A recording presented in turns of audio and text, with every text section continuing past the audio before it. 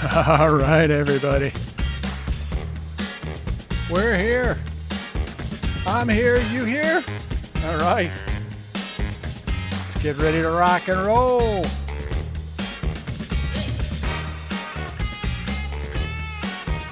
All right.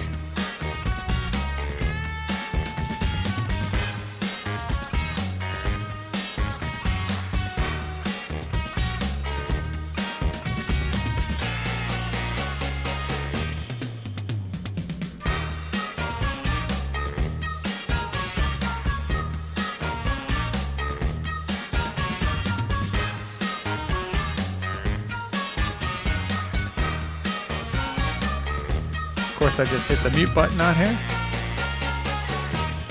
I really got to move this thing. Anyways, we got a lot to go over and a lot to do tonight. It's going to be fun. It's going to be fun. I found some amazing stuff in my Ancestry tree. I'm going to show it to you. It's amazing.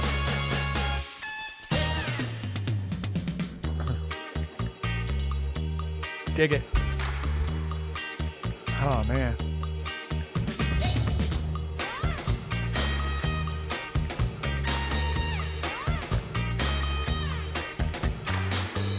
We got other stuff to go over, too. I want to talk about the World Cup real quick.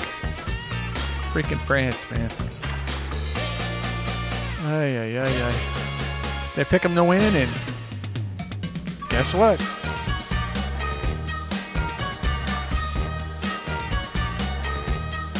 We got some other stuff to go over too. I got an announcement about an upcoming stream.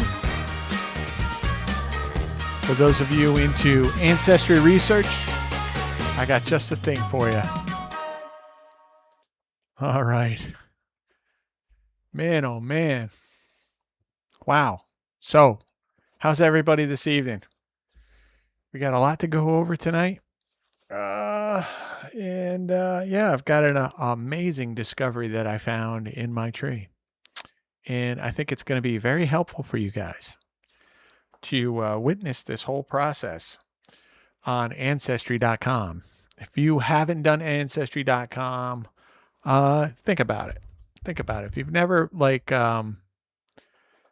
done your family heritage, your family tree, anything like that, I have found that I'll say this about it. I have found that it's really given me kind of a grounding and some roots. And prior to doing my ancestry and the DNA and all that stuff, it's kind of like, those questions about when you stare up into the sky and you go, why am I here? What is this all about? Right? Some of those questions get answered, I think, when you do, when you do your ancestry. And I've got my announcement is this. Let me just share my screen. Monday, okay, that's going to be my next stream here on Monday, 7/13. I am going to, at 7 o'clock, I am going to do a live stream where I go over how to use Microsoft Excel to kind of track your data, right? If you're doing like ancestry research, and it doesn't matter if you've never opened Excel. It doesn't matter. I'm going to show you like the basic stuff that you need to know to start using it. You don't have to be like a genius computer operator to know how to use Microsoft Excel. It's a basic database software, right, that has a lot of bells and whistles to it, but you don't need to know all those things. I'm going to show you some tricks to help organize your data. And I mean, you could use this stuff for anything. I use these tricks at work all the time. Has nothing to do with heritage or ancestry research or anything like that. It has nothing to do with any of that stuff. I use this stuff at work all the time. I'm kind of, you know, that's what I do. I use Excel at work. Um, and I'm pretty much self-taught. So I understand what it's like to like look at a spreadsheet and go, oh my God, what do I do with this stuff? Right. So I had to learn from the beginning. So if you've never used Microsoft Excel, Monday the 13th at 7 o'clock is going to be the perfect time for you. You're going to learn some good stuff. You can use this as a database. You can build databases for other things. Say you're collecting baseball cards or something, or you know, doing whatever, and you want to organize all of your stuff. I'm going to show you how to do it. Show you how to put links in. I'm going to show you what cell values are, how to customize your cells, and how to just a bunch of things. We're gonna go step by step. Not only that, but I'm gonna have a free like starter spreadsheet, something that you can download. It's not up yet. It'll be in the link of the stream, and I think I'll have it in the community. I haven't posted anything in the community tab yet, but I'm going to put together a starter spreadsheet, something that it's going to be your very basic table, right?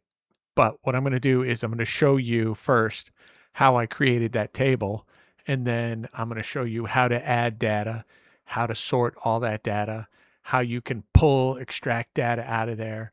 We'll go through a census record. I'll show you how to put a census record into a data sheet. So yeah, it's going to be fun. It's going to be a lot of fun. I love Microsoft Excel. I love it so much. I watch the World Championships. And yes, there are World Championships for Microsoft Excel. And the amazing thing is these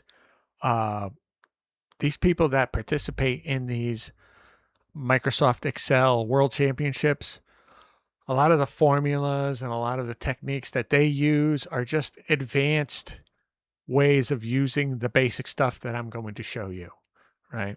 So it's all related.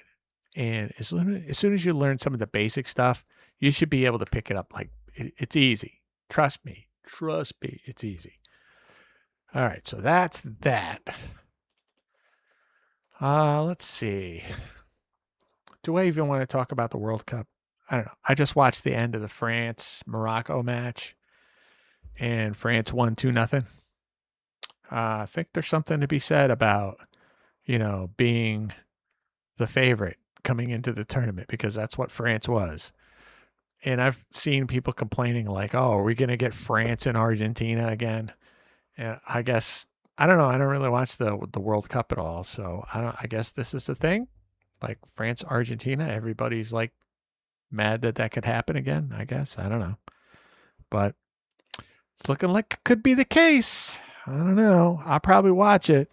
I'm waiting for the England game. I don't even know when that is. I got to look that up. I've completely lost track of that because I was thinking about tonight. So let's get into what I wanted to get into. Let's see here. All right. So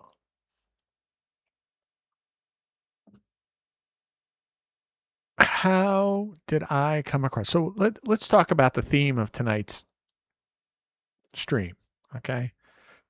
The theme of tonight's stream. Do I even have it here? I do not. Whatever. It's oh yeah, here we go. Right. Okay. Let's see. Can I copy main camera? Nope. I'm gonna do screen share. Yep. I'm gonna paste that in there, and I'm gonna do this, and I'm gonna do that, and what am I doing? Take that out and bring this down, and there we go. Okay. So this is tonight's theme here. All right. And doing my research, we're going to learn some stuff tonight. Okay. For using Ancestry, the things you need to look out for, and the things that you can pretty much count on. And we're going to go over this like amazing discovery that I had. Now, I had done a stream last week where I talked about my ancestors um, from my mother's side. So, my mother, as you know, as I've said before, my mother's adopted. We were able to find through DNA and through doing research of records who her father was. And in turn, we learned who his mother was. And we learned that his mother was a direct descendant of Francis Cook, who came across on the Mayflower. And yeah, so that was interesting. And they have these whole Mayflower societies, this Francis Cook societies and stuff like that. But I was watching a video of this lady who was going through that process of trying to get into the society, and it took her 4 years to do it. And yeah, you know what? I'm not going to spend 4 years trying to get a pin, and a plaque and have to pay dues for people. Forget it. I know that Grace May Stallbird, my great grandmother, is a direct descendant. So that's that for that. Let's see here. So I did I showed you guys some of stuff that was related to my family tree. And I did show you my family tree. But tonight's theme is not about that side of the family tree. Tonight's stream is about my father's side, right? And so you have Bulmers going all the way back, and then it splits off. And from there it goes back, and it runs into a pretty historical character. And when I first saw it, I was like, wow, that's amazing. And I wanted to kind of share it with you. Let me just see here. Let's see here if I can.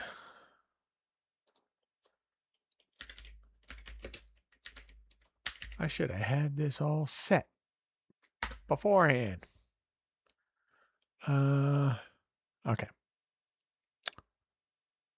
That looks good. Okay. I'm not going to start that yet. So, all right. So let me just show you. I'm going to show you. Let's go into Ancestry. Let's do this. Get rid of that. I said, oh, wait a second. Get rid of that. Get rid of that. And pull this up. Okay. So this is my Ancestry. And I'm going to pull the tree. Start your tree. Da, da, da. I don't want my tree started because I already started a tree. I don't know why you're asking me that. All right. So let's get this out of here. That should have been done. All right. So this is me right here. That's me. And this is my dad.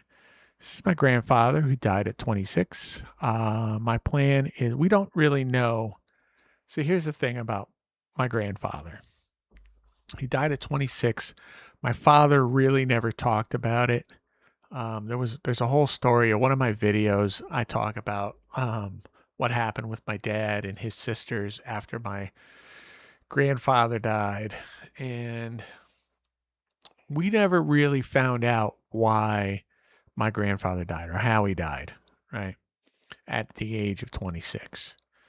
And I often think about like what would have happened if, if he was alive.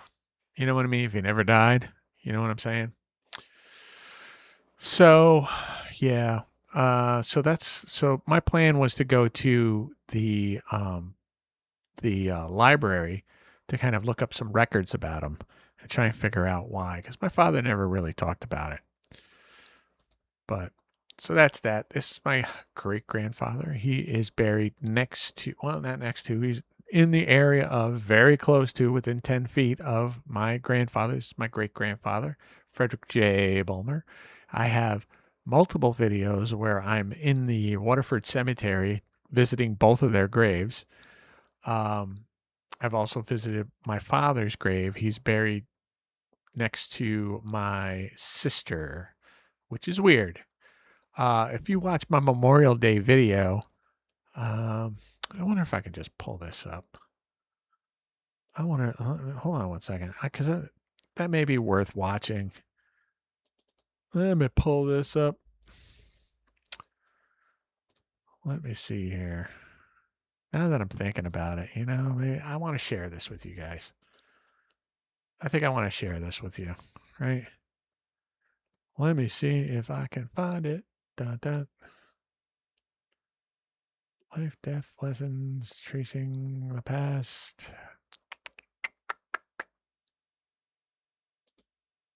Yeah, this is when I was visiting my father's grave. All right.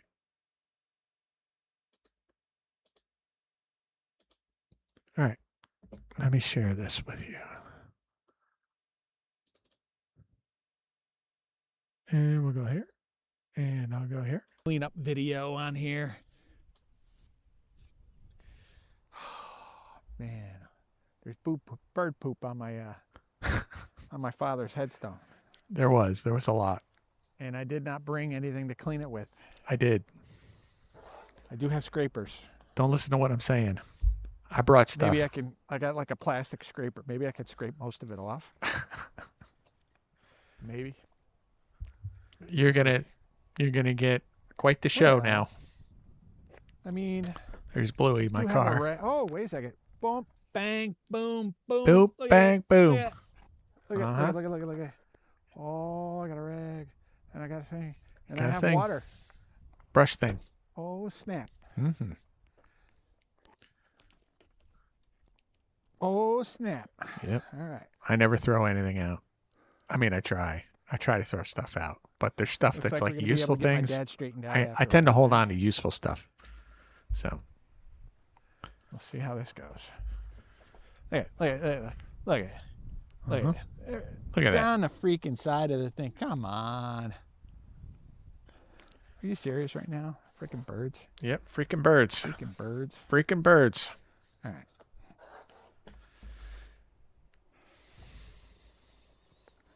Get this. I'm gonna get this brushed off.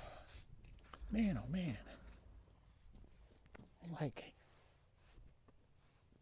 I go through this whole cleaning off process here. Let me just see if I can skip ahead a little bit. Jeez Louise. She's got a little bit here. So this is my my sister Catherine's grave. And Catherine, obviously, she was 2 years old. She was born in 1960 and died in 1962. We don't know how. I'm thinking, yeah, I don't know. I don't know what to think. But she was another one that I was going to be looking up, trying to figure out like what happened, right? Because my father never talked. My father was not with me anyways. He wasn't like a warm and fuzzy, that's for sure. And yeah, so he never talked about Catherine, Katie, as I like to call her, Katie. But yeah, that's my sister's grave, and he made sure to be buried right next door. So, and let's see what I say.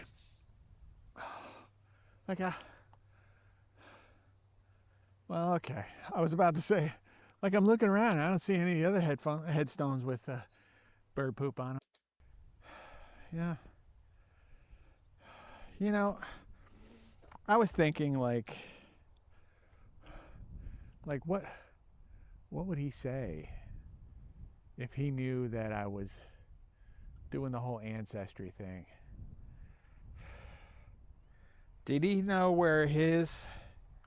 He had to have known where his dad was buried, right? And my sister confirmed Don't you later think on that so? he did know. So he must have known that his grandfather was buried right next to him. My great grandfather and grandmother. And his aunt was I would buried think there so. too. If he knew where his dad was buried, then he knew where his grandfather was buried. Mm-hmm.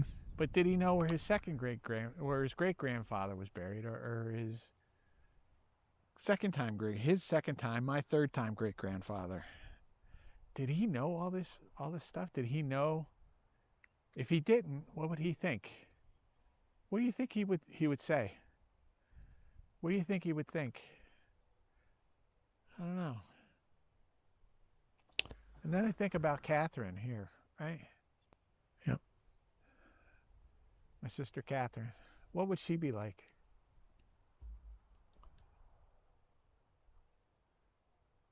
I don't know.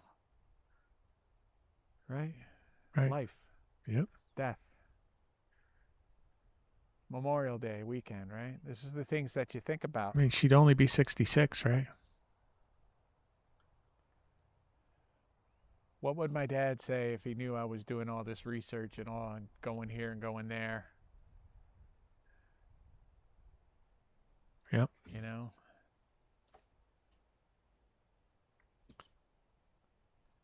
I guess when he was alive, I never really showed much interest in it. He died, and now I'm doing it.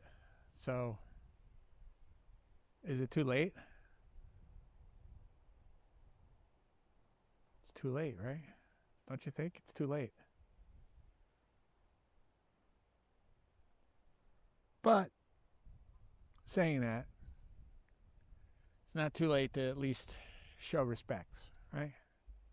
That's it. Like I said before, my father and I, it is what it is. It was what it was, so to speak. But yeah.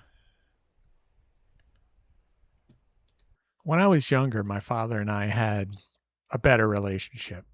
As I got older and life stresses started taking their toll on him, um, we grew apart. And it's a tough thing sometimes to realize that you're you're never gonna kind of measure up to what um, your father kind of thought you would be or wanted you to be, or yeah, I don't see, that's the thing. It's like he never told me what he wanted me to be, right? He just wanted me to not be stupid. That's it. Pretty much. But yeah, that's my father. And then I go to my grandparents and I talk about my grandfather. So you just kind of wonder, like, you know, I don't know. You wonder, like, what kind of a person was my grandfather, right? You just kind of wonder, like, Mm. how different would things have been if he didn't die at 26? Do you know? Like, how different would my father have been? Like, what kind of a person was he? I don't know. And my father was too young to have been able to tell me anyways. And he didn't talk about it anyways, you know? And what kind of stories would he have been able to tell growing up with great grandpa? Right? And did great grandpa, right? And great grandma, what kind of stories would they have passed on? Right? It seems like there's like this whole kind of disconnect that happened, right? When my grandfather died at 26. Mm. It seems like there was a line that got cut. See, I had forgot I even said this, right? It's it's kind of true for all of us, right? At some point, our histories kind of get snipped, right? and we have to go back and kind of dig and find them, find where we come from. I mean, I'm sure I cannot be the only one that has experienced this thought of, my grandfather died early and now I'm trying to figure out why. But here's the thing. And like I say, there's always a thing, right?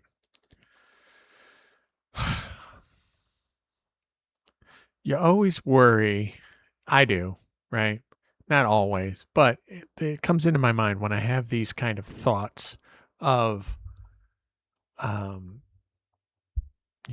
oh, well, I'm doing this now. How come I didn't do it when I was younger and my father was still alive or whatever? I mean, my mom's still alive. So my mother's still alive. I share what I find with her. I was just at my sister's house for 4th of July. My mother was there. And we were going over some of the stuff from her family, right? From her newly found family, right? Newly found side of her family. So at least I'm doing that, right? I'm sharing with her. I mean, she's in her 90s, At least it's not happening, right? But I wonder sometimes, like, how would have things been different, right? If my grandfather didn't pass at 26. Like, how different? Would I even still be here? Would I be here? Right? I don't know. Don't know. Don't know. It's the same thing as when I was talking about Grace May Stallbird and Arthur Zindel when my grandmother had my mother in Lackawanna, New York, right? And Grace, my grandma or my great grandmother, showed up with my grandfather and told my mother's mother that they wanted to take my mother back to Pennsylvania to be raised with their family. But my grandmother refused. But what if she hadn't? What if she hadn't refused, right? How different would that have been? I don't know. It just seems like there's a lot of questions that I don't know. Just seems like there's a lot of things that happen that I don't know. Just change the courses of our lives, right? A direct line. Let me see here. See if I can film there, and then talking about going to the library because I did go to the library that day, but it was find out it was closed. What caused? Like, how did my grandfather die? That's what I want to know. Right? That's what we want to know. Because again, I can't help but think like there was a severing that happened there, right? There was a line, a direct line to the past, to our lineage. That was because he died at 26, and all this other stuff that happened with my father, I've talked about this before in my other, taking care of the graves video. So if you haven't seen that, you should go back and watch that. And yeah, it seems like there was a severing of this direct line to the story of our family, going back to England. So I think today is part of today is trying to like reconnect that cut line a little bit. Exactly. At least. I don't know. Well, we'll see. All right.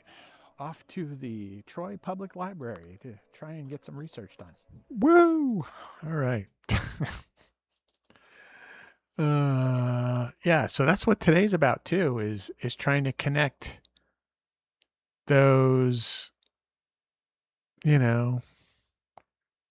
those lines, those cut lines of lineage, those streams of lineage, right? That have disappeared, basically, right? And to do it in a way that, one, makes sense, two, speaks truth and is truthful, and three, is something that can be relied upon, right? So let's get back to my family tree. That was a little bit of a sidebar, but I wanted to kind of give you context as to like the things that drive me towards this, right? Towards this completion, the things that I'm driving to get to. I will say, so my great grandmother, sorry, my great grandmother, Catherine Lynch Bulmer. Gonna say, yeah, Catherine Lynch Bulmer. I don't really have any information on her. I have to really kind of start digging for her. I'm really interested in finding out where this lady came from. Because if you notice in my tree right here, look, right here. And maybe I got to get rid of this C and put in Catherine Lynch Bulmer. Or maybe I just got to put in Catherine Lynch. I don't know. But I have to do something to kind of fix that. Right. But we're not here to look at that side. We're not here to fix this. Okay. So what we need to do now is go back to William Bertram Bulmer Jr., right? So this is William Bertram Bulmer Jr. This is my second time great grandfather. I have a, let me see my, so if you haven't seen that video where I finally find, I went that video where I'm walking around here and I go to the library and stuff. I go up to the cemetery where my second time great grandfather's buried, and I can't find him because the office for the church is closed. I think it's St. Joseph's Church, but so the office was closed, so I didn't have anybody to contact. I didn't really know where he was buried. I didn't have a clue really, but I kind of figured out the area that was in because there was a lot of older graves there. And it turns out my first time, it's funny because the first time I was there, I walked right by the grave. And I just never looked down. But the thing, to be fair, it was covered with grass. So it's this one right here. This one right here. Let me see here.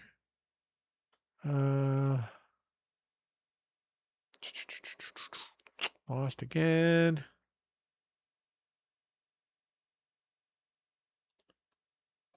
Hold on a second.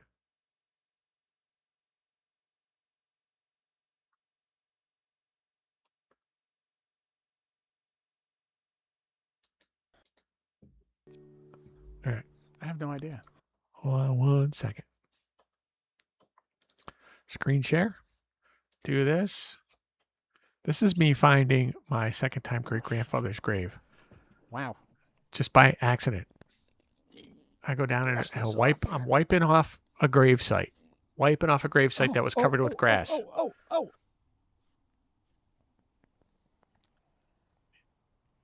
Look at this. Uh-huh. I come up on this gravestone, this headstone, right? I come up on this headstone. It's all covered with Look, it's all covered with grass. I had walked right by this the week prior. I saw a T. And I'm covering on, and I'm like brushing it off. Look. Bulmer family. Tierney and Bulmer family. So here's the other mystery, right? I found him.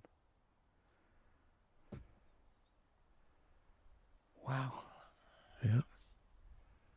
just by accident. I just happened to look down and there was this headstone that was covered with grass, and I just reached down and wiped it off, and there it was. I'm like, whoa, okay, there it is. But to be fair, at this point I had the row and the plot number, so I knew I was in the area, right? But there was no row markings, no plot marking, number markings, or anything. I'm sure I walked right past this when I was here a couple days ago, like last week.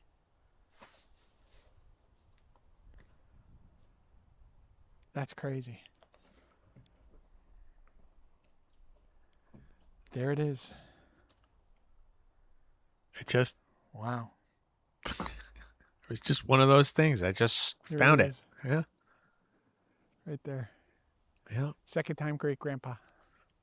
Right there. William Bertram. You could tell I was a little happy and relieved at the same time, right? I don't know how else to say it. I got to pronounce those B. Yeah. So, yeah, there was that. And so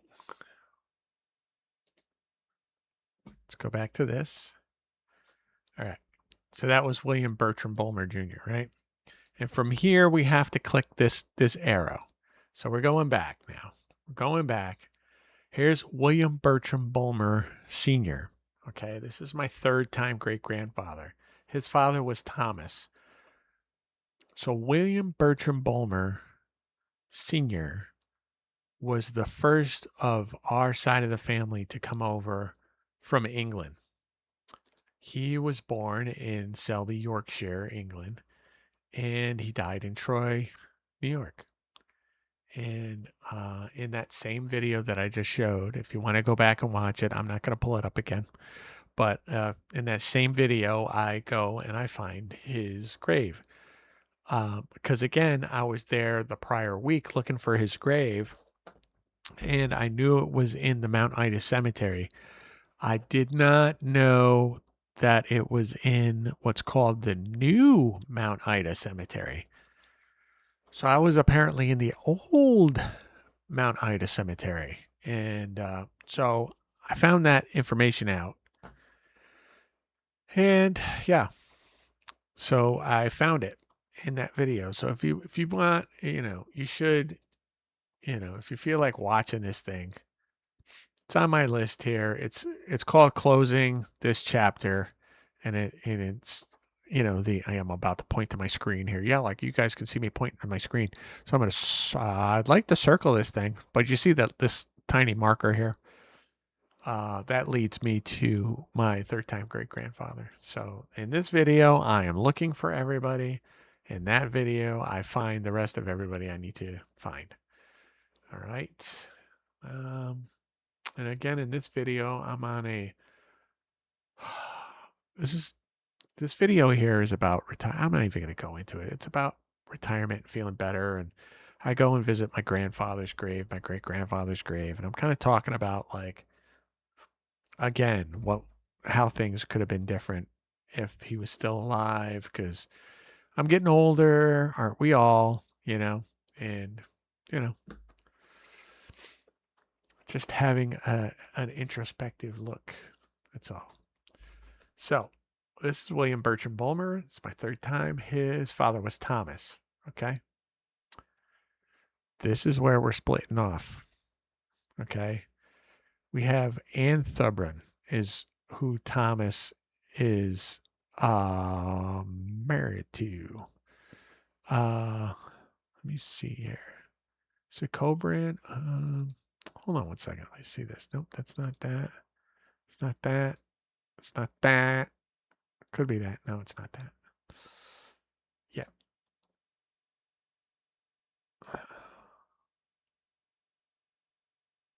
William and no, it goes to Mary and then it goes to Mary Dixon.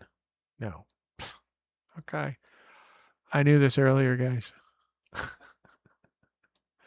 Poe. Okay. Yeah, we're in the right place. Okay. So we go to William Bertram Bulmer Sr.'s mother, Anne Thubron, right?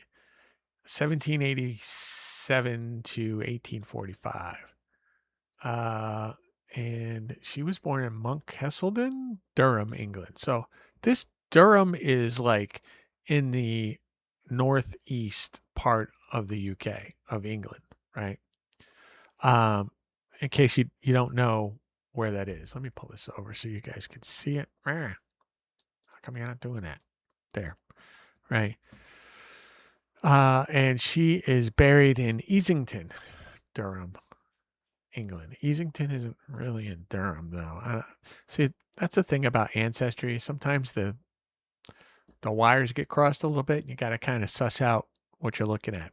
And it's a good thing there's like complimentary sites on here, like Find a Grave, that can really help you kind of pin down where people are born or buried. And her mother was Mary Thompson. Okay, there's Mary. And Mary Thompson's father was Richard Thompson. Okay.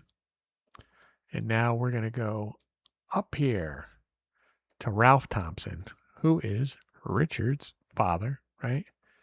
And then we're going to split off and go to Ralph Thompson's mother, Elizabeth Glover. Okay. Then to John Glover and Margaret Poe, right? That's Elizabeth Glover's mother. Elizabeth Glover's mother. All right, Margaret Poe to John Poe to Mary Robbins. Here's where it gets interesting. Mary Robbins. We're going to click on Mary Robbins. Okay. All right. Mary Robbins to Peter Groudon, Elizabeth Groudon, and then right here, John Knox. John Knox. If you don't know who John Knox is, let me enlighten you. John Knox. Let me see if I can do this without starting it. Okay.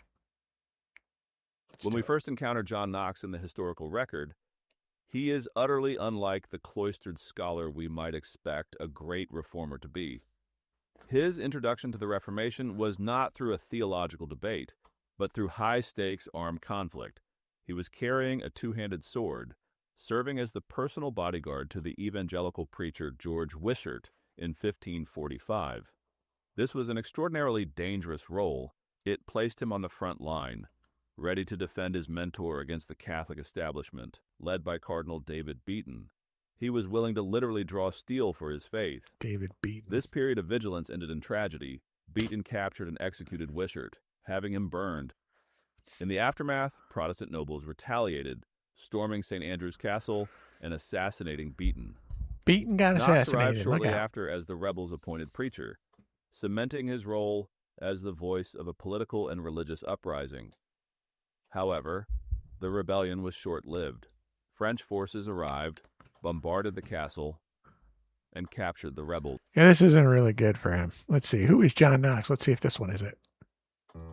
John Knox was a Scottish minister, writer, and theologian who played a pivotal role in the Scottish Reformation. There we go. This is better. He was born around 1514 near Haddington, East Lothian, Scotland, and died on November 24th, 1572 in Edinburgh. Knox was influenced by George Wishart, who was burned for heresy in 1546 and became the spokesman for the Reformation in Scotland. After a period of imprisonment and exile, he returned to Scotland in 1559, where he supervised the preparation of the Constitution and liturgy of the Reformed Church. His most important literary work was his History of the Reformation in Scotland. So, let's go back to the main cam for a second. So, I apparently have John Knox in my ancestry tree. Showing up at least. Yeah. Now, if we see here, you'll notice that right here is John Knox. He's married to Marjorie Bowes. which in fact he was married to a Marjorie Bowes. He was married twice. As a matter of fact, his first wife died. And let me just make sure I got this correct here.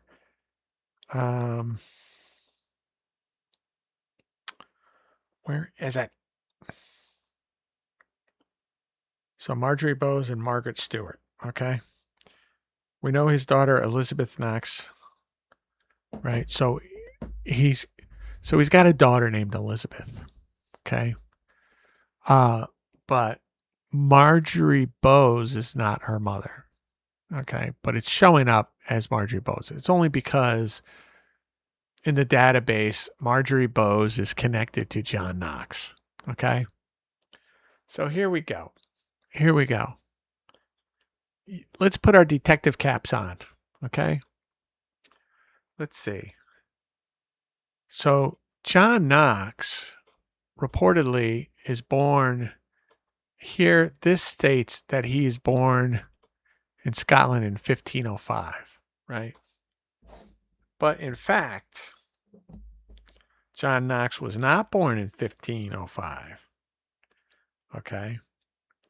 John Knox was born. Where the heck is it? John Knox was born. Hello?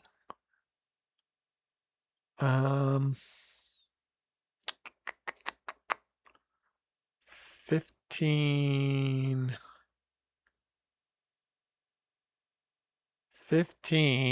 Hello. Of course, I'm having trouble finding it now.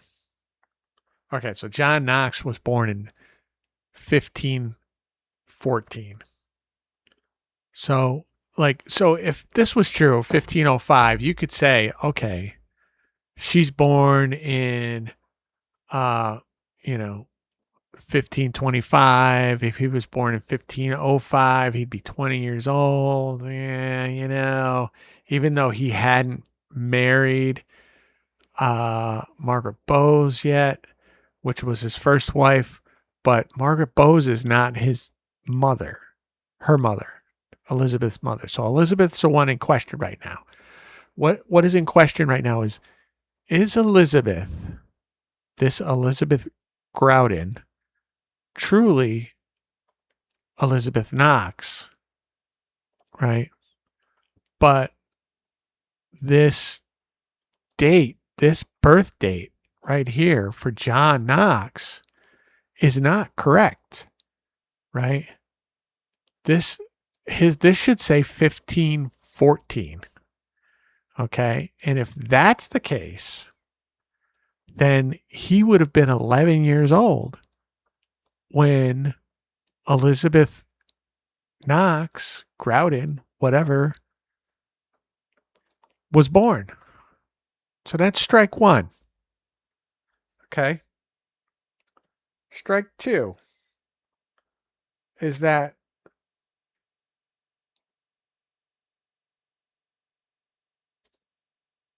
the tree, the lineage of, because John Knox was so important, okay, because he was such an important religious figure, his lineage is documented, like over documented, okay?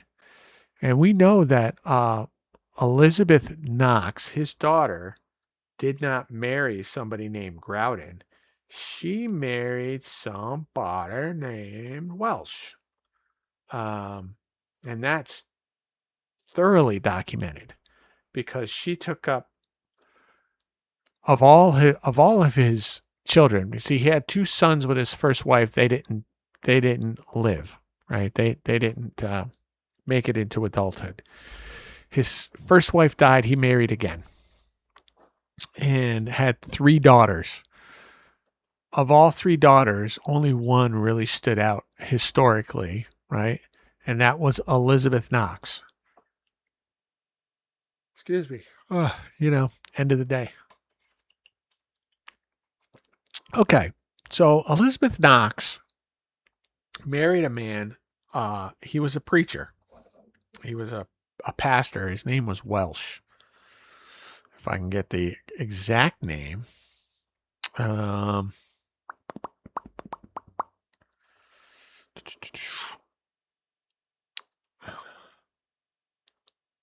so Elizabeth Groudon, born in 1525, right? But because John Knox was so important, it's known and documented that Elizabeth Knox, the daughter of John Knox, was not born until 1569. Okay, even though Elizabeth Knox was born 44 years after your Elizabeth, the system forced them together. Okay, so here's what happened. Apparently, somebody got a happy trigger figure, right?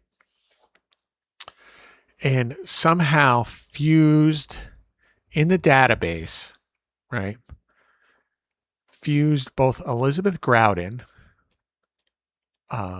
whose maiden name to me is yet unknown, and Elizabeth Knox. Why? I don't know.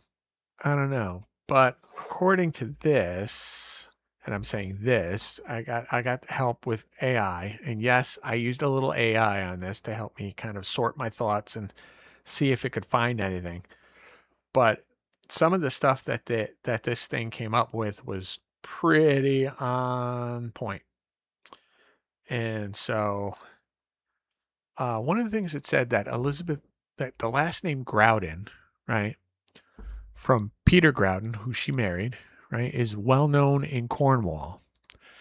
And it made a really good argument. He said, there's no way a farm girl from Devon in Cornwall in England would have any business being married or being born in Scotland, right? Because back then, when you were raised in an area, most likely you were born there, right?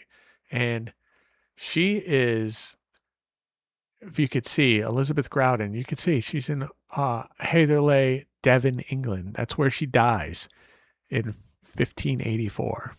Okay. Now, Groudon's an interesting name because some of the first Quakers over here in Pennsylvania have the last name Groudon. So it's from the Cornwall area. So this is incorrect.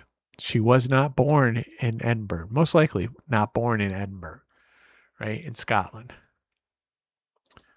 So what happened was somebody merged this Elizabeth with Elizabeth Knox, right?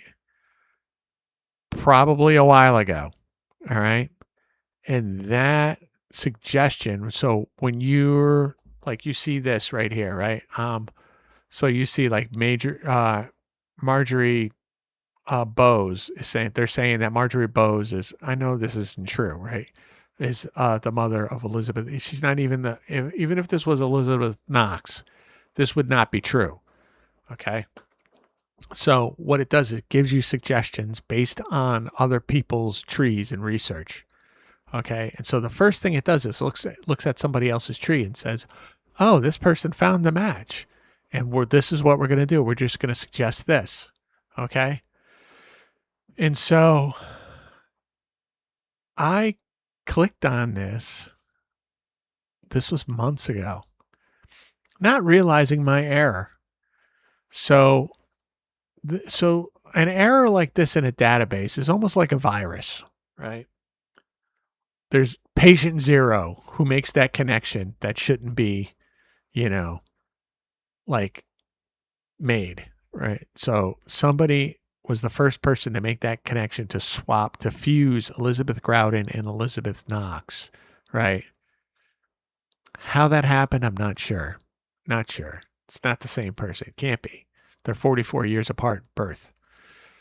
And so what happens is then the system starts suggesting this to people. And like I did, my dumb butt, right? I see it and I go, oh, that must be correct, but I didn't check, right? And I just clicked on, yeah, accept that, right? So the more people that accept this as the truth that John Knox is the father of Elizabeth Groudon, the more the algorithm pushes it out for suggestions for people when they get to Elizabeth Groudon, right? And who knows who else John Knox is connected to falsely, right? So that's what happened. I have John Knox. Listen, I would love to have John Knox in my family lineage, but I don't. I don't. So did I bait the stream? Maybe just a little bit, but it's true. I did find somebody amazing, a religious icon in my in my family tree. It's just not real. That's all. And that's sometimes I think it's like a tough pill to swallow that it's not real. But the one thing I've learned over the past year of doing this stuff is I've learned to be more careful. And so right now I'm going kind of through my tree and seeing like, all right, does this look right? I mean, that's the reason why I don't have anything for, my grandma, my great grandmother here. Where is she? Oh yeah, Catherine Lynch Bulmer, right? Because I'm not quite sure what to do with this yet. I don't want to make a mistake. I know up to here is correct. I know William Bertram Bulmer is correct. Okay. I know this is correct. And I'm almost positive. I'm 90% sure that Thomas Bulmer, probably more than 90% sure that Thomas Bulmer is William Bulmer and Anne Thubrun is his mother. If that's the case, then these should be correct. Okay. But I'm still going to do my due diligence and work my way back. So what do you do in this case? So I'm going to scroll all the way back here. So what do you do? What do you do? Unfortunately, you have to use the nuclear weapon. So let me go into Elizabeth Groudon. Now, again, I don't know her maiden name, right? But here's the thing. It's like any other virus. First you have to stop the virus, right? Before you can kind of set things straight. All right. So let's go into her profile. I'm going to show you how to do this, right? And here's Elizabeth Groudon, right? And you can see here John Knox, and it's still saying Marjorie Bowes when we know that's not the case, right? Even if this was Elizabeth Knox, we know that's not true. And you want to edit, and you want to hit edit relationship, okay? And here we go, John Knox, right? And we just want to, now it said, don't X him out just in case he's related, but we know pretty much that this guy is not who it is. So we need to go in and remove John Knox because we know John Knox was not 11 years old when he had this lady, right? So we're going to remove him, okay? And so that should reset things, okay? As far as that goes. Now, the other suggestion that I had gotten was I'm going to quick edit Elizabeth Groudon, okay? We're going to get rid of this, okay? And we're going to put in Devon,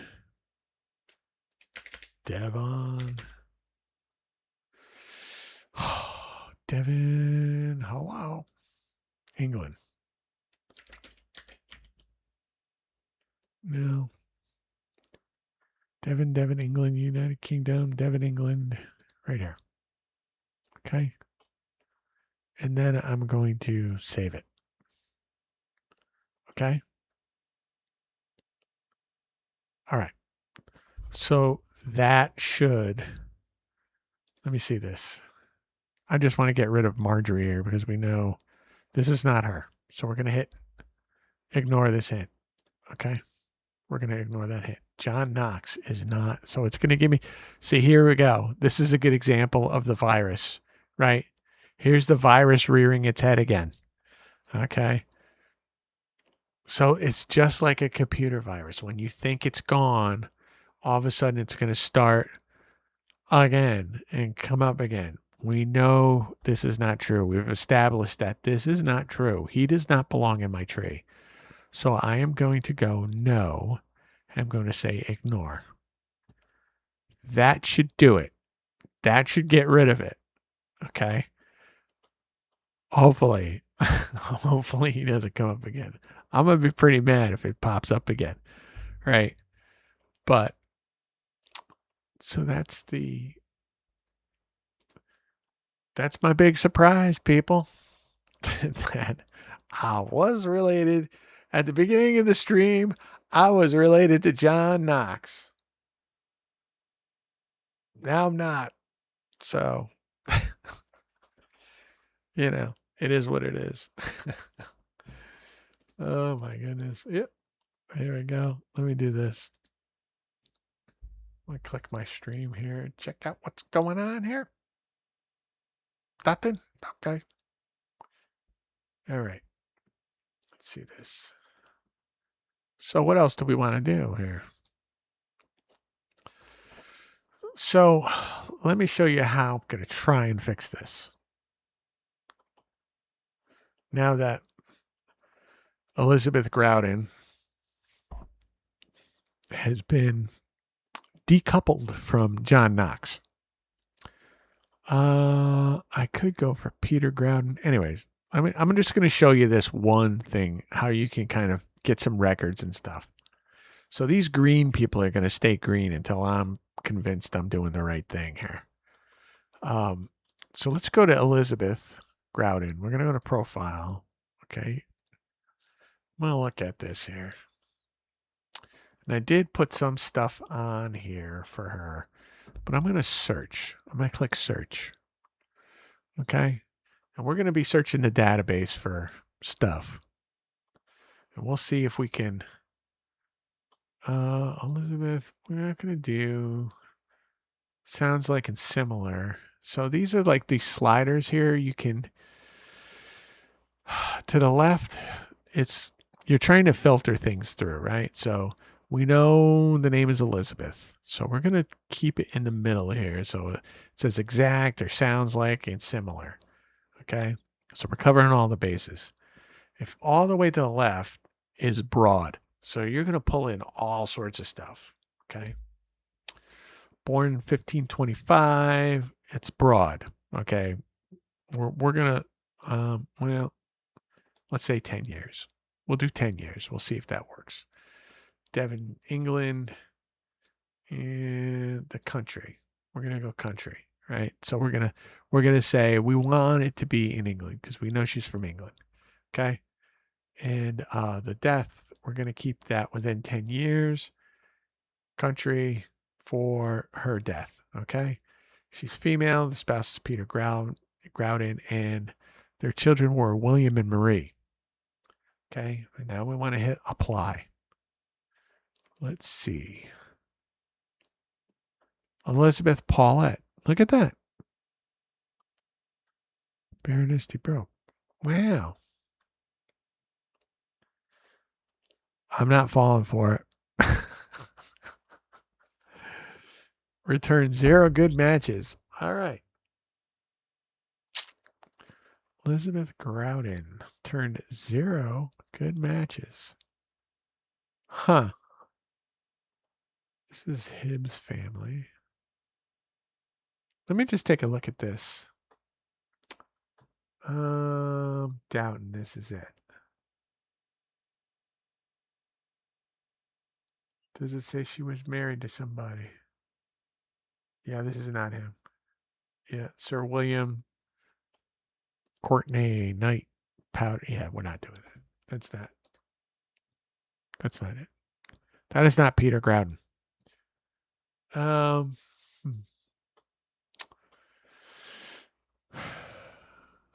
Should I do one more broad?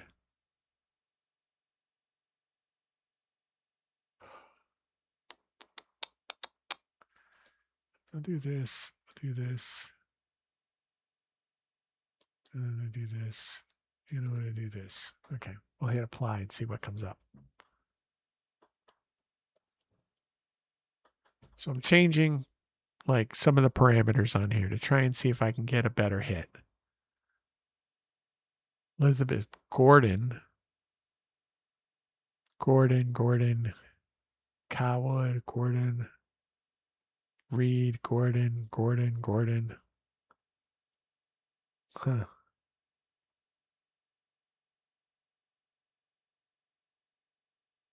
Margaret Elizabeth Montgomery Gordon. No. So you see, it's pulling in the broader you kind of do this, the more junk you got to sift through because. All right, let's see. Now, should I do like exact here and broad on this? Let's see. Let's see if I brought in. Nope. See, it came back with nothing. Crowded. All right. So what we'll do this instead. Okay. Let's go back here. I'm going to pull up Peter Groudon. Okay. I'm going to hit search. Let's see.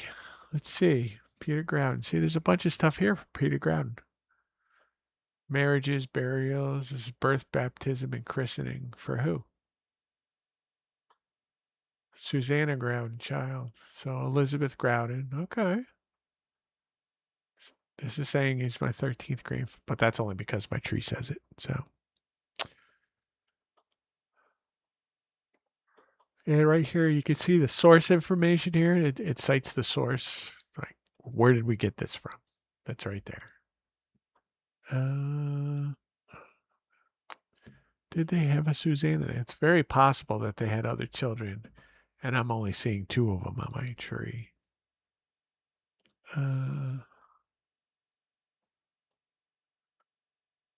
They could have passed too, but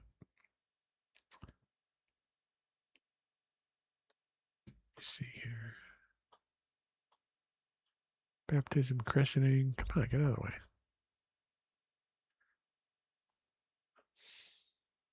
I don't know.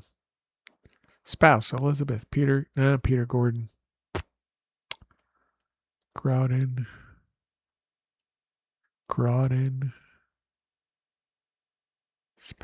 Spouse Elizabeth. Let me see, because sometimes the names are misspelled, right? Let's see where they're from. It doesn't say. Peter Groudon. Gordon. Cheshire. Yeah. Oh, well, Mary Ann Gordon. Oh, no, so this is for the wrong time. So it's going from 1576 to 1933. That is the wrong time, my friend. We want Groudon. We want it to be within 10 years. And Peter sounds like Groudon. Yeah, we'll do that.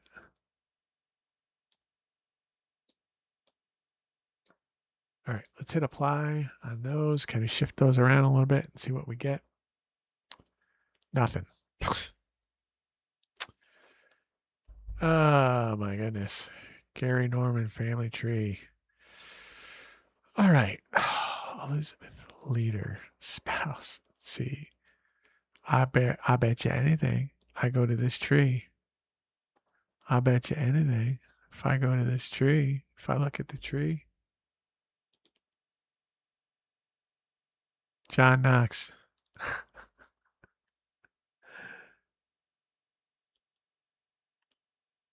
See, this person's got the virus. This person's got the virus. You have the virus, dude. You Gary Norman. Gary Norman, you've got the virus. Gary Norman. Should I message him and let him know he's infected? No. Let him figure it out himself. Let him figure it out.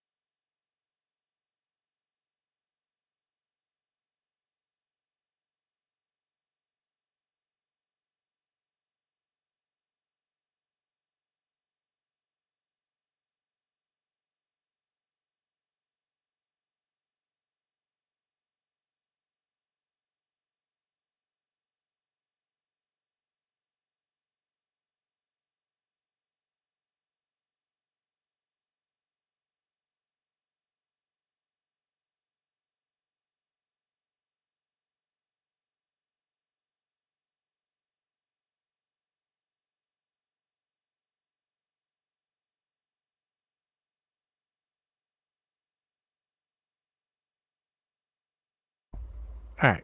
Apparently, I muted myself, and I don't know when I did it. So I'm going to be muted for a little while. All right. So this is what I'm going to do here. I'm going to go back into my tree. Okay. Going to go back into my tree.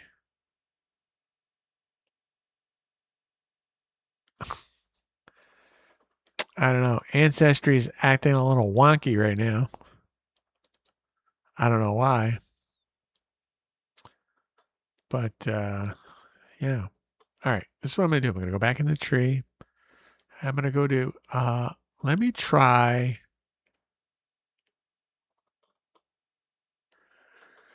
I don't know how far down I should go.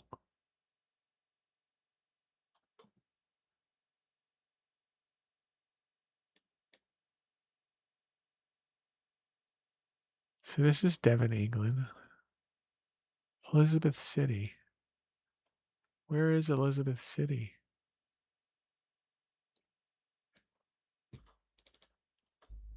Elizabeth City, England.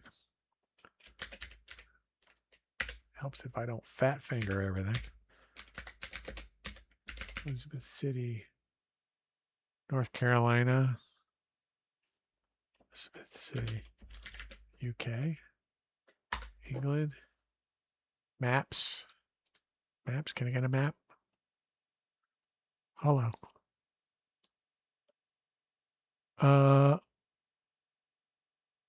Okay, that's not what I wanted. City. Elizabeth City.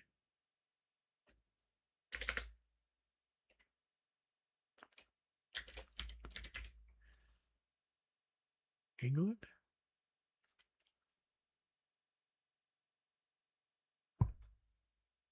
Elizabeth City. Oh, Virginia. Duh. That's why. I'm looking, I'm like, oh, where's it? I don't see no Elizabeth City in the UK, but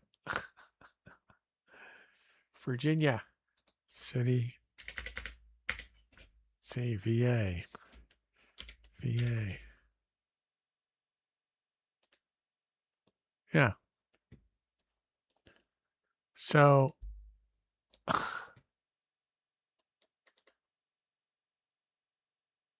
here's Elizabeth City, Virginia. Chesapeake Bay's up here. Kitty Hawk. It's South Carolina. Where are we? That's North Carolina. Elizabeth City, North Carolina.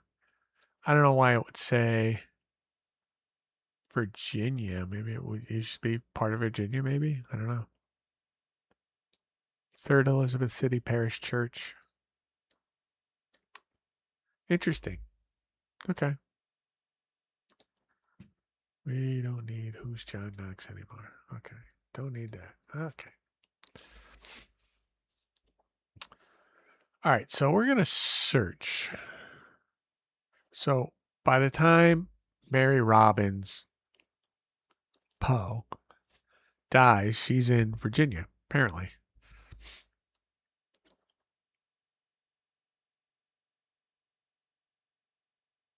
Direct line, Mary Robbins, birth 1587.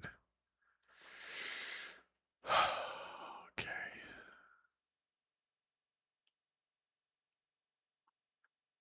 1800s to the current. So when did she die? That can't be right.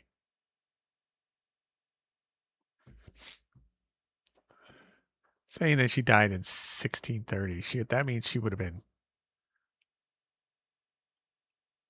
early, right?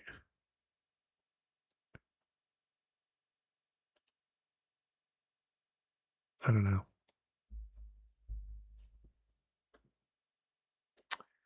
I don't know.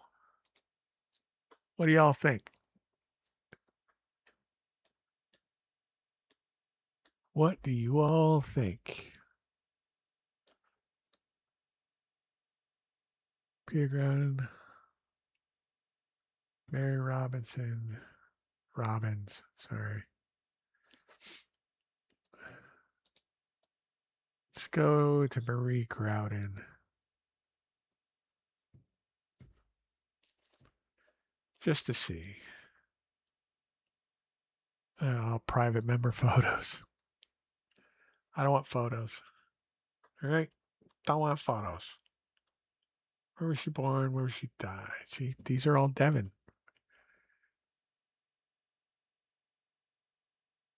This needs to be.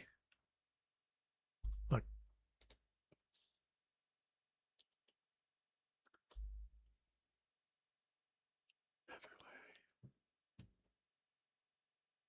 Some of these people have like the town Heatherley as part of the name, and it really kind of screws up the algorithm on here, the database. So when I go and I search, you'll see it says Marie Heatherley Grouden. Mother Elizabeth Leader. Oh my God. They've got the virus. I'm pretty sure they have the virus. Do you want to look? Should we look? Should we look? Should we look to see if this virus is in here? Peter Heatherley, Peter Grouden, Elizabeth Leader. Let's look like on Leader. Unknown. Good thing. They must have found that this person had the virus and they had to disconnect it. Good job, you person. What is this? Wootenavri.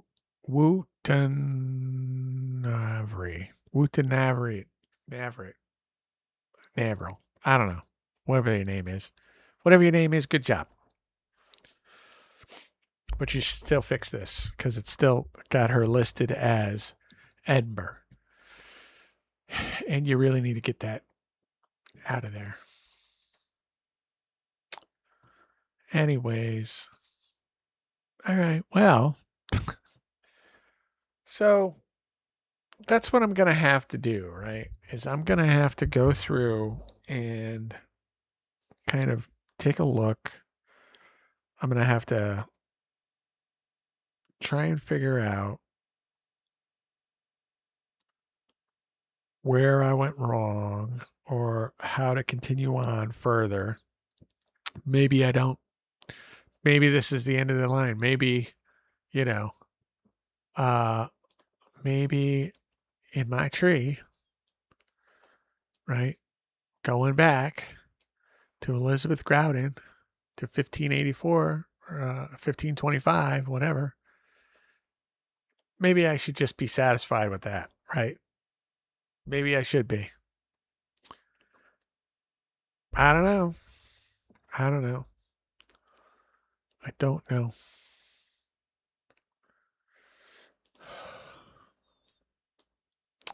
I will tell you this. Let me go back to the Bulmers here. So, as I told you, there's my William Bertram Bulmer Sr., right? And Thomas Bulmer is his father. John Bulmer. So for these, I am as close to 100% as you can get, right? And then John Bulmer's father was Anthony Bulmer. Here's where it gets weird. Okay. So we're up in Auckland, Bishop Auckland, right? Durham. So Bulmers are up by York, up north of York, Northumberland, that kind of area between what is the city up there? Durham and Bishop Auckland, that kind of area. A lot of them buried in like Easington and those areas up in the northeast of. And I can't wait to go. Man, I'm gonna bring my bike and I'm just gonna bike and train all over the country. And I'm gonna write down everybody that I need to go visit, and I'm just gonna go do it. And I'm gonna eat fish and chips, and I'm gonna get fat again, and I don't care.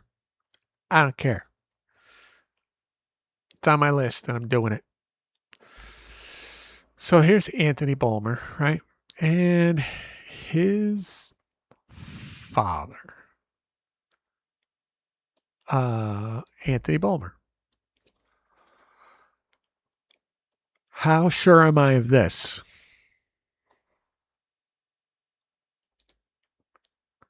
I want to prioritize this guy. How sure am I of this? Not very. I don't know. I'll tell you why. Let me do this. And I am going to, let me see.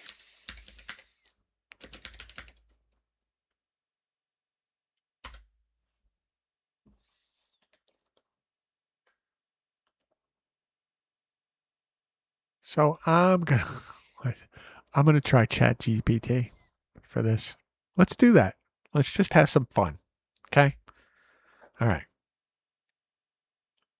Let's have some fun. I'm gonna pull this out of here. Or put this over here. Okay. ChatGPT, pull that up. Let me do the screen share. All right, let me do tree. Pull this back up. Pull this down. Hello. Okay, here we go. Anthony Bulmer. Now check this out. This is what I'm going to do.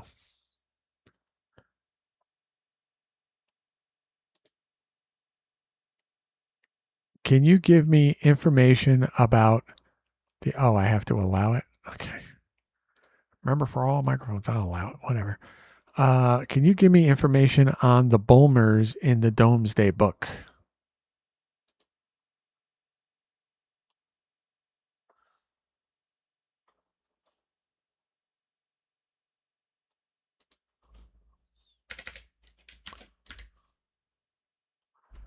Let me just correct the spelling on that. And I'm going to prompt it.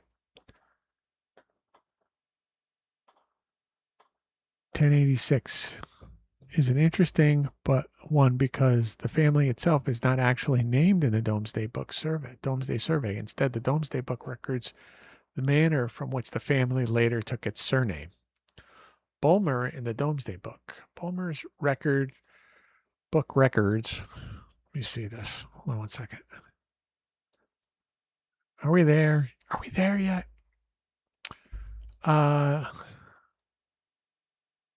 Yeah, so all this stuff. Yeah, the first person actually known by the surname de Bulmer appears after the Domesday Survey.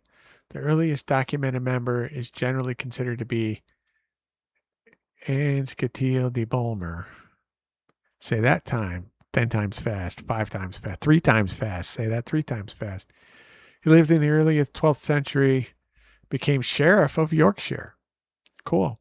Rather than being recorded in the Domesday Book, he adopted his surname from the manor of Bulmer. Now, there is a town named Bulmer in Yorkshire. So that's interesting. I'd like to go there. It's just a small little village. I'd still like to go to visit. Let's see. Unlike many Norman families, historians have suggested that the Bulmers descended from the established Anglo-Saxon noble family that managed and retained influence after 1066. Kind of knew that. But a proposed ancestry run through. I go prerequisite. Pre-conquest, Yorkshire noble, lands lost. Okay. So this is what I'm going to do. Watch this. Anthony. Oh, let's see. This is what I'm going to do. I'm just going to talk to it here.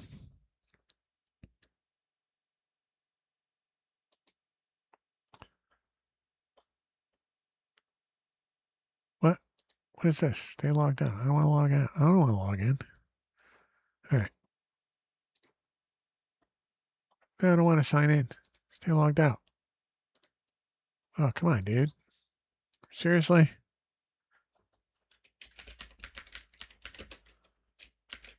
That sucks. They're going to make you log in for this? Ay, ay, ay, ay. Oy, ay, ay, ay. Hold on 1 second, folks. Put my main cam in. That really sucks. They're going to make you log in. Log in. Do this. All right. There we go. Okay. Continue.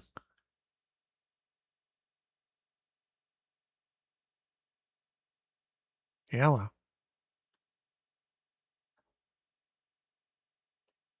Allows you to store data in persistent storage. Okay, sure. Got it. Got it. Okay. All right. Let's go back, shall we?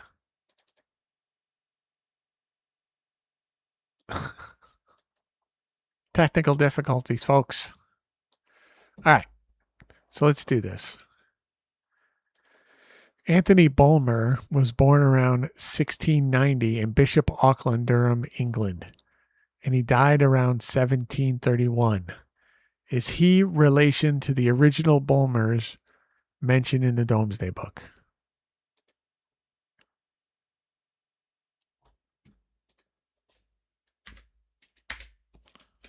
Bulmer. Do I really pronounce it that way? Bulmer? Bulmer? Let's try it. See what happens. Short answer is possibly. Possibly. But there's no documented evidence proving it. Here's why. The Bulmer surname is very old history in Yorkshire and Durham. Yorkshire held Nigel Fossard, de Bulmer, Anthony Bulmer of Bishop Auckland, born about 1690, lived roughly 600 years ago. Those original medieval de Bulmers, that leaves two possibilities. He was descended from the medieval de Bulmer family. This is certainly possible. Many branches of the Bulmer family remained in Durham for centuries. By the 16 and 1700s, there were numerous Bulmer families in Bishop Auckland, Evenwood, Hartlepool, Washington, and surrounding parishes. He simply inherited the surname. In 1690, the surname had been common in County Durham for hundreds of years. Not every Bulmer family can be connected to the medieval gentry. Some lines became yeoman farmers, tradesmen, and laborers, and records connecting them back to the medieval family often do not survive. Yeah, so let me just pull this back here. Let me just do this back here. Let's pull this back. So here's my tree tag for him. right? He's a prioritized person. Okay, let's go to here. Do I not have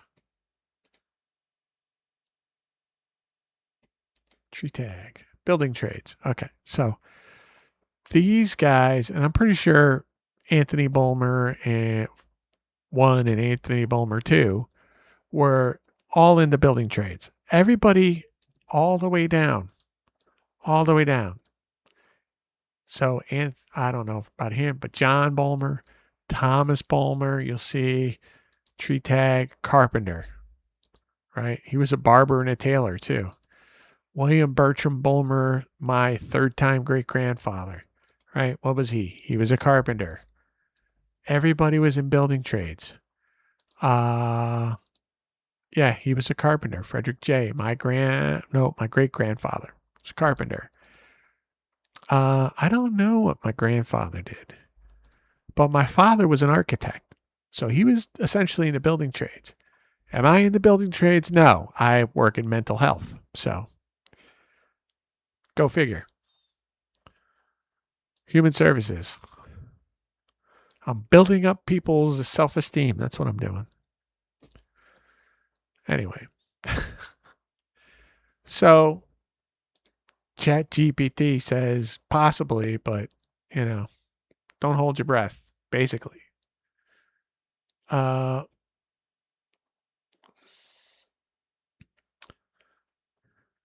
demonstrate that Anthony was descended from the original De Bulmers would need to be an unbroken chain such as Anthony Bulmer, his father, grandfather. Yeah, I know that.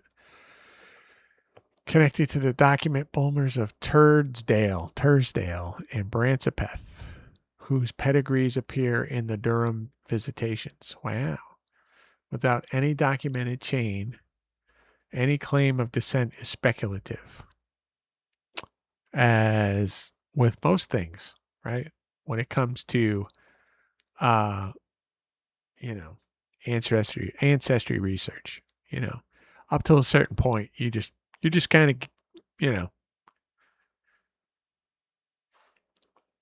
you're saying it's probably true, right? Because, it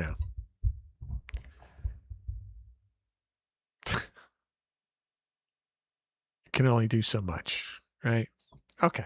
So ChatGPT says that. All right. All right. I mean, it is what it is.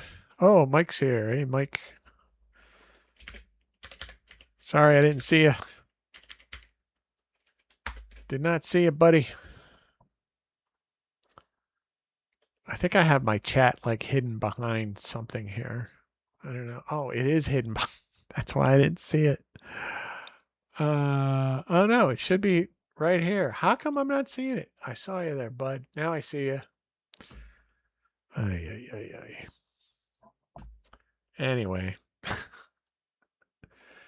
I don't know what's going on.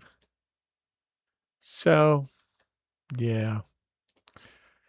That's that for that. So, I would say, you have to kind of watch out for these traps that you're falling into sometimes with, these little virus. I'm going to call it a virus, right? If somebody years prior goes ahead and makes a connection and melds a couple people together, and it's suggested to you by the algorithm, and you saw that once I disconnected John Knox, right, from Elizabeth, right, and I got rid of Marjorie, who we know couldn't possibly have been Elizabeth's mother, even if it was Elizabeth Knox, it wasn't her mother, right? Once I just disconnected her, it started suggesting John Knox again as her father. So that's it's like a virus. It really is. I'm going to call it like the Ancestry.com virus. I think that's what I'm going to do. It's because that's what it is. It just keeps coming back. And all it is just the algorithm looking at everybody else who has, John Knox listed as her father and it just returns going, oh, okay, well, everybody else has got her in the tree, so this must be correct, right? So, yeah. So that's that for that. What else did I want to do? What else I want to talk about? I don't know. Well, I do want to talk about my. Let's see here. I want to go over again with you, like. So, just a reminder on Monday, the 13th, July 13th at 7:00. I'm going to do a quick, well, not a quick, when we're going to go over Excel, Microsoft Excel. If you've never, and I have to tell you, if you've never used Microsoft Excel before, it's fine. You're going to be fine, right? If you have Microsoft Excel, that you're paying for it and you never use it, I would implore you to go ahead and fire it up and play along. You know, I'm going to have a downloadable spreadsheet for you, kind of like a starter thing. I'm going to show you how I make it, and I'm going to show you how to add data, what kind of data types are. We're going to go over basic formulas, and I'm going to show you how to sort and filter data. I'm going to show you how to, we may even take like a census sheet from Ancestry, and I'll show you how to put it into a spreadsheet. Okay. And like I said, I'll have a free downloadable spreadsheet for you, even if you don't owe Microsoft Excel, right? The same stuff kind of applies to Google Sheets, which is free program, right? I don't use Google Sheets. I use Microsoft Excel because that's the big dog. You know, that's what I learned on Microsoft Excel before Google Sheets came out, and I just never switched over. I just never did it. I probably should learn both, but I've been using Microsoft Excel for so long. It just never occurred to me to switch over to Google Sheets. Because why would I? I own Microsoft Excel, right? So just remember that on Monday, July 13th at 7:00, we'll be doing that. Okay. And I encourage you to come. I'm going to show you how to sort your data. Okay. And you can use this Microsoft Excel. What I teach you on that night, on Monday night, what I'm going to teach you, you can use for other things. You don't need to use it for ancestry research. You can use it to like keep track of inventory on stuff. Maybe you collect baseball cards. Maybe you collect Pokemon cards, right? And you want to start putting it together in a database that's going to be easily searchable for you, right? I'll show you how to do all that stuff. Okay. What else? I did want to go over. Let me do this. Go on a screen share. Let me get rid of this thing. Oh, okay. And I'm going to look at this real quick here. This is from a tour of Sand Lake Cemetery. It's called Union Cemetery in Sand Lake, New York. Okay. And there's a couple different really cool stories on here. This is an old cemetery with a lot of old graves. And I really had a lot of fun doing this. So I just wanted to kind of watch a real quick clip of this. And it's a good thing I've got chapters set out on this thing.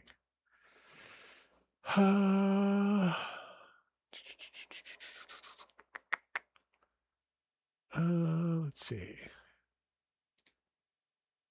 We're going to do Deputy Griggs. We're going to start with Deputy Griggs. Okay. Let me unmute this. I'm going to pull this up. Here we go. This is an interesting story. Jesus. I don't know. I don't know. So we've arrived at the first place that I really want to talk about. Rensselaer County, New York, upstate. Rensselaer County Sheriff's deputies killed in the line of duty ever since the start of the Rensselaer County Sheriff's Department.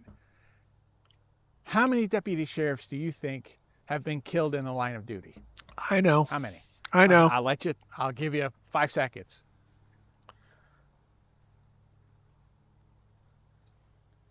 1.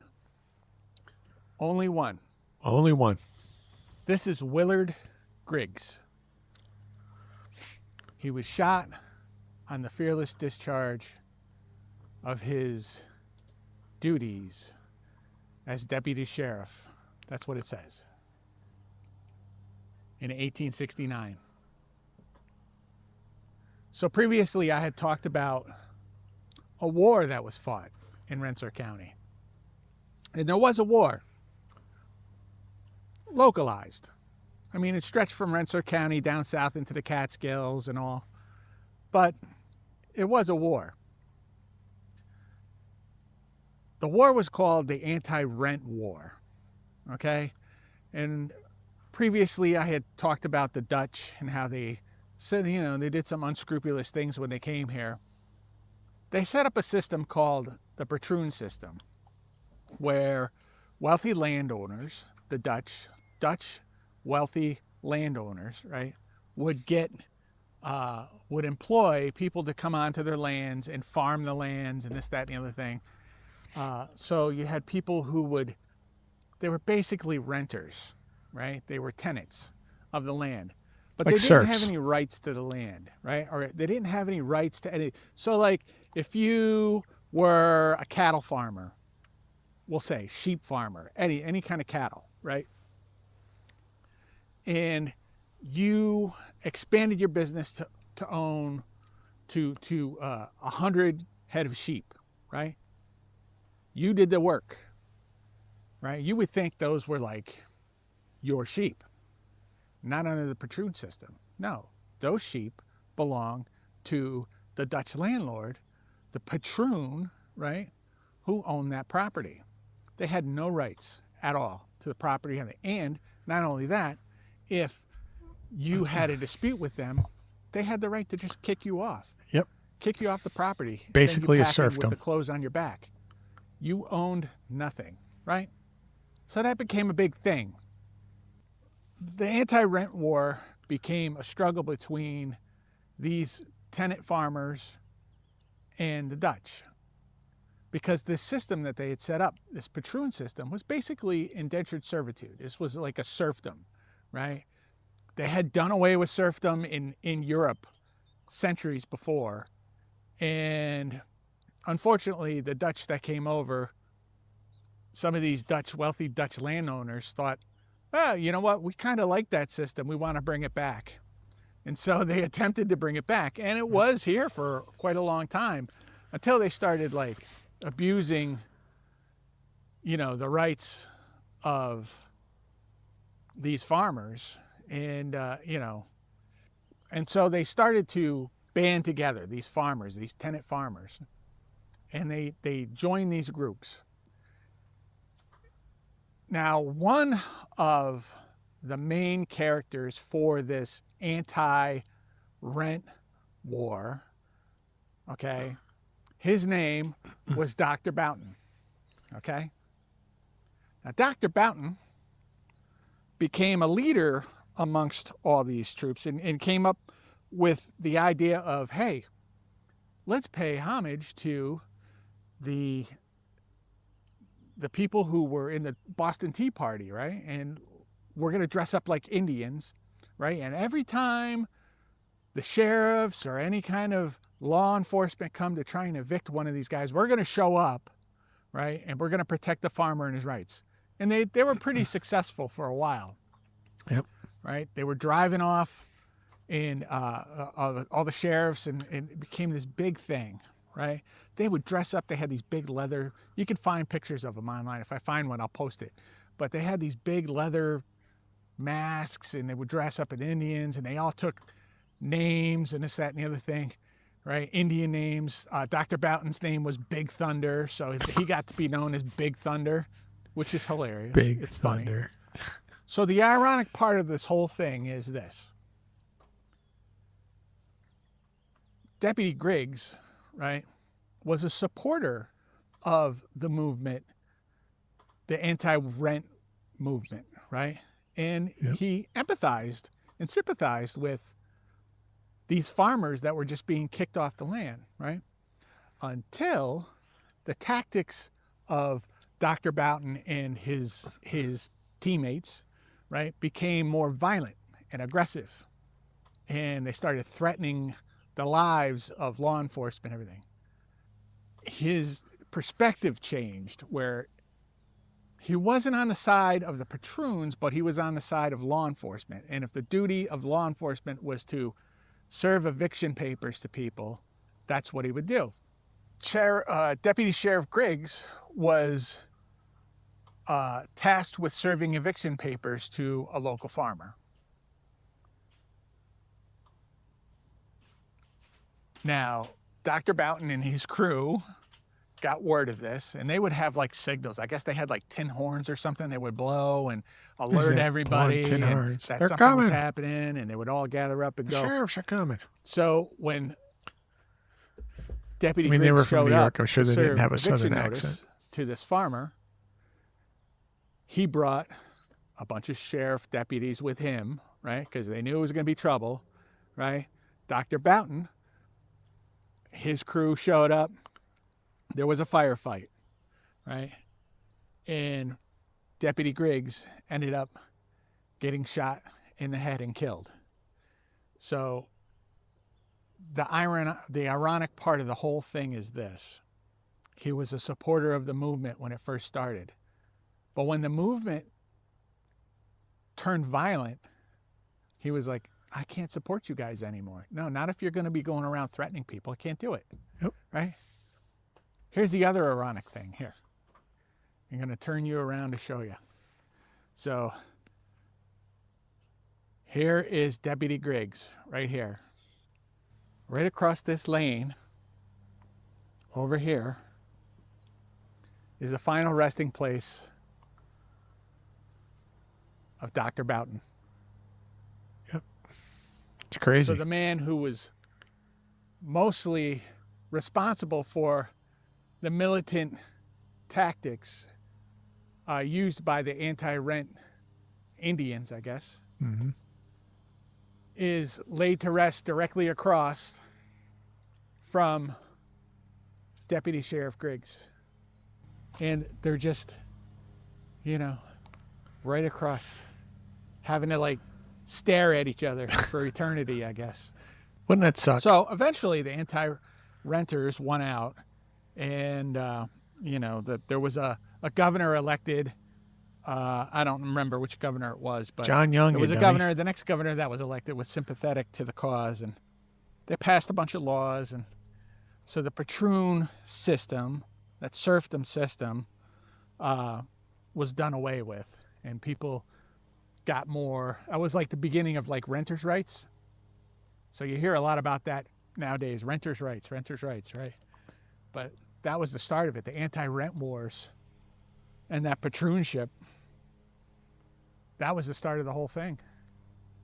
Right here in Rensselaer County, right here. It's amazing, right? What kind of things you find out in your local history.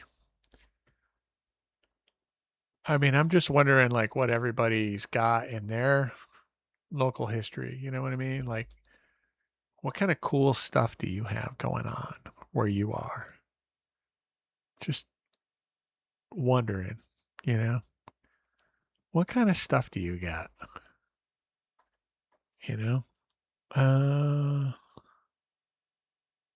Let me try and do something here. Go back to this. because I'm going to jet out of here in 1 second. Copy. I'm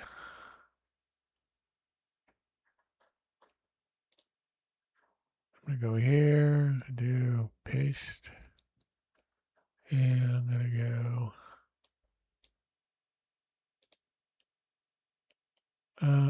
let's do this. Get over here.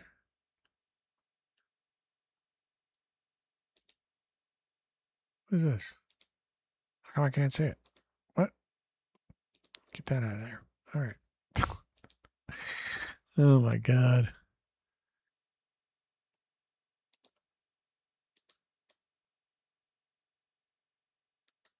All right, there's this. Get that underneath. Give me this. Oh my God, I'm such a dummy. Don't know what I'm doing. All right. Switch that off. Get that there. All right. Back to my main cam. I should have worked out all this stuff before I did it, right? Before I started. But you know, I'm learning as I go. No big deal. So Gentleman's Jukebox. Wow. Have you guys ever seen, if you've never seen let me share my screen here. Have you ever seen Upbeat? This is what I use for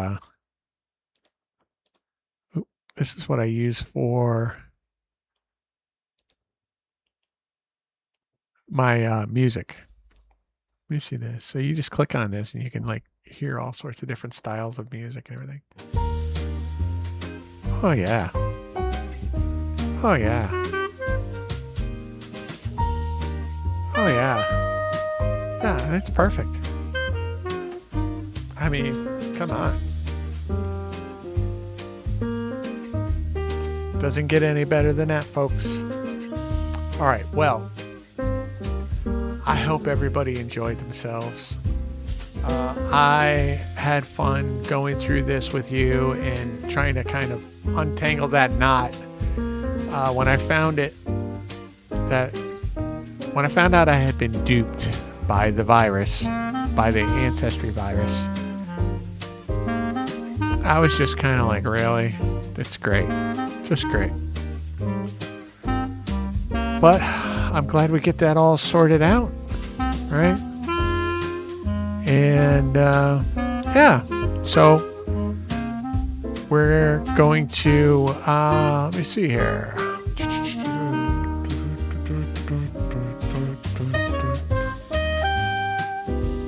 What is this? Message highlight? Oh, okay. That's all right. So don't forget that we're going to be doing this. Let's get rid of this. Okay. Don't forget on Monday the 13th, right, at 7 o'clock, again, we're going to be doing this, how to use Microsoft Excel to kind of sort out all of your research documents and figure out like how to use it. I mean, I know how to use it. I'm just going to show you guys the quick and dirty, right? And if you've never used Microsoft Excel before, that's fine. Don't worry about it. I got you.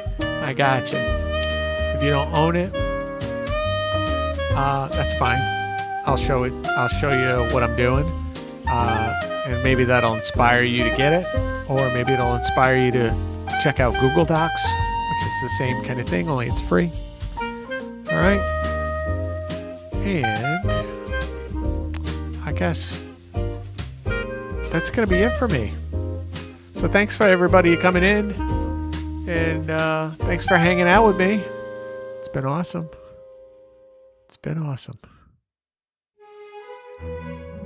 Oh my God. Oh yeah. Bye.